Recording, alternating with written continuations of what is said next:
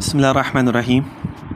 کل جو ویڈیو تھی اس کے اندر ڈیفرنٹ میں نے آپ لوگوں کو دعائیں بتائی تھیں، اسی کا آج پارٹ ہے۔ کچھ اور دعائیں ہیں جو آپ صلی اللہ علیہ وسلم نے بتائیں، بہت امپورٹنٹ ہے اور کس چیز سے ریلیٹڈ ہے وہ بھی میں آپ لوگوں کے ساتھ شیئر کر دوں گا۔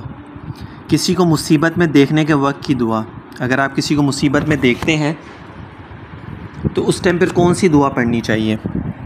آج کل تو ہر انسان پریشان ہے، تو اگر آپ کسی کو مصیبت میں دیکھیں اور یہ دعا پڑھیں تو انشاءاللہ تعالی اللہ تعالیٰ اس کی اس پریشانی کو دور فرما دیں گے۔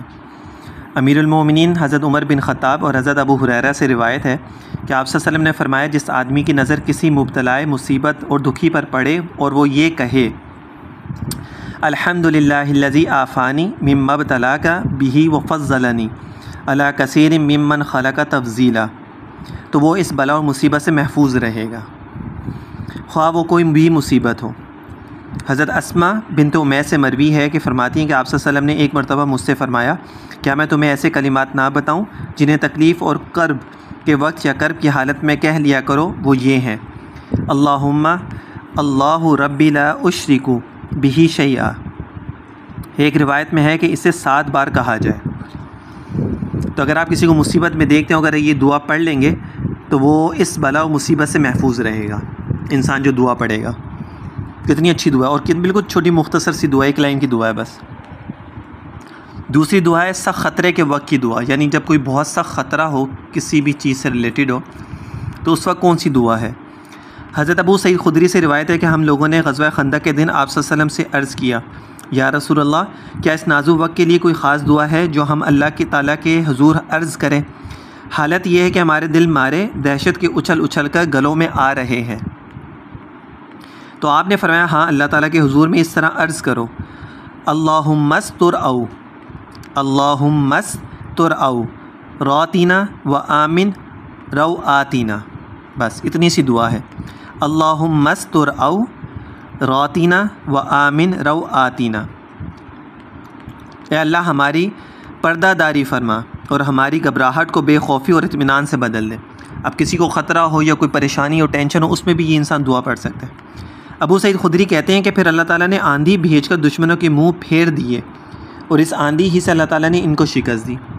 اب دیکھو، یہی دعا اگر اسی نسبت سے اگر انسان پڑھے کہ یا اللہ، اگر تو نے ان کی صحابہ کی خندق کے موقع پہ اس پریشانی کو دور کیا تھا اس دعا کی نسبت سے، اس دعا کے بدلے، تو ہماری پریشانی کو بھی اس دعا کے بدلے میں ٹھیک فرما دے، دور فرما دے، تو اللہ تعالیٰ اس کو بھی دور فرما دیں گے، یقین اور صحیح نیت کے ساتھ اگر پڑھی گئی ہو تو۔ اب جو شخص خواب میں ڈرتا ہے، اس کے لیے کون سی دعا میرے نبی نے بتائی ہے؟ حضرت عبداللہ بن عمر بن عاص سے روایت ہے کہ آپ صلی اللہ علیہ وسلم نے فرمایا، جب تم میں سے کوئی ڈراؤنا خواب دیکھ کر سوتے میں ڈر جائے تو اس طرح دعا کرے، اعوذ بکلمات اللہ التامات من غضبہ وعذابہ ومن شر عبادہ ومن ہمزات الشیاطین وان یحضرون۔ آپ صلی اللہ علیہ وسلم نے فرمایا کہ پھر شیاطین اس بندے کا کچھ نہ بگاڑ سکیں گے۔ اب یہ 1 لائن کی دعائیں ہیں، مشکل نہیں ہے۔ اب اگر کسی کے ساتھ کوئی بہت زیادہ پرابلم ہو کہ جس کو بہت زیادہ ڈراؤنے خواب آتے ہیں، وہ اسی طرح یہ دعا اپنے پاس لکھ کے رکھ لے، اسکرین شاٹ میں رکھ لے یا کیسے بھی رکھ لے، اور جب کبھی ایسا موقع ہے تو انسان یہ دعا پڑھ لے، اللہ تعالیٰ اس کو محفوظ رکھیں گے۔ حضرت ابو امامہ فرماتے ہیں کہ آپ صلی اللہ علیہ وسلم نے بہت سی دعائیں فرمائیں، جو ہمیں یاد نہ رہیں تو ہم نے آپ سے عرض کیا، یا رسول اللہ، آپ نے بہت سی دعائیں تعلیم فرمائی تھیں، ان کو ہم یاد نہ رکھ سکے اور چاہتے ہیں کہ اللہ تعالیٰ سے وہ سب دعائیں مانگے، تو کیا کریں؟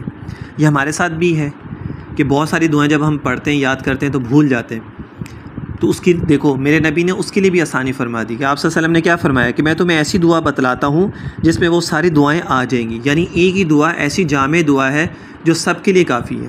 اب وہ دعا کیا ہے؟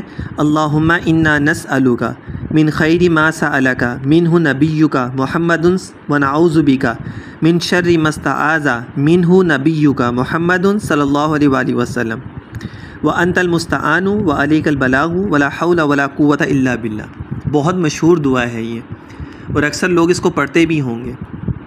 تو اگر انسان جو بھی دعائیں مانگتا ہے اللہ تعالیٰ سے، اس کے بعد یہ دعا مانگ لے تو وہ دعا جلدی قبول ہوتی ہے۔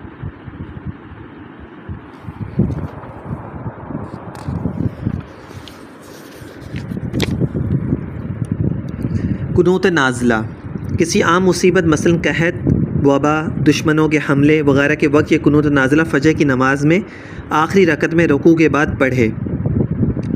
اب کن چیزوں کے لیے پڑھی جاتی ہے؟ مصیبت ہو کوئی، قحط ہو جائے، خوراک کا یک، وبا ہو کوئی جیسے کرونا کی وبا آ گئی تھی، دشمنوں کے حملے کا ڈر ہو، اس سب چیزوں میں یہ قنوت نازلہ پڑھی جاتی ہے آخری رکعت میں فجر کی، دوسری رکعت میں، اور رکوع کے بعد، یعنی جب رکوع سے کھڑے ہوتے اس وقت یہ پڑھی جاتی ہے۔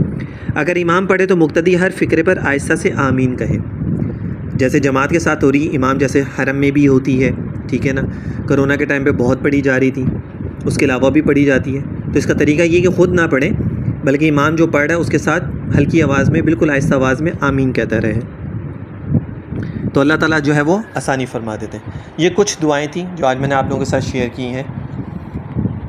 ان دعاؤں کا معمول اگر آپ لوگ بنا لیں گے تو انشاءاللہ تعالیٰ اللہ تعالیٰ بہت ساری چیزوں میں آسانی فرما دیتے ہیں، اور اسی نسبت سے پڑھا کریں، تصور یہی رکھا کریں، نسبت یہی رکھا کریں کہ میرے نبی نے سکھلائی ہیں اور ضرور اس سے مجھے فائدہ ہوگا۔